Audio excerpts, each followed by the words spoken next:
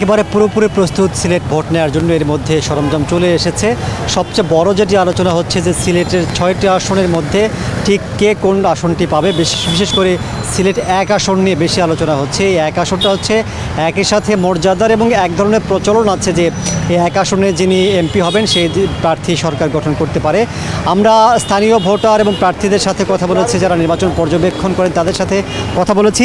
যতটুকু জানতে পেরেছি সিলেটের যে 6টি আসন রয়েছে তার মধ্যে 3টিতে অনেকটা বিএনপি নির্ভর। তারা মনে করছে 3টিতে তাদের জয় হবে, এই কারণে যে এই 3টিতে জামাতে ইসলাম কিন্তু তাদের প্রার্থী দেয়নি। তারা প্রার্থী দিয়েছে 11 দলীয় জোট খেলাফতে মজলিসের প্রার্থী দিয়েছে 3টি আসন, অর্থাৎ 2, 3 এবং 5-এর যে 6-এর যে আসনটি, এই 3টিতে বিএনপির সাথে শক্ত প্রার্থী নেই বলে স্থানীয়রা বলছেন। তবে প্রতিদ্বন্দ্বিতা হবে। জামাতের যে প্রার্থী আছে 1, 4 এবং 1-4-এ 1-এ আছেন যিনি হাবিবুর রহমান হাবিব এবং বিএনপি থেকে আছেন যিনি খন্দকার আব্দুল মুক্তাদির।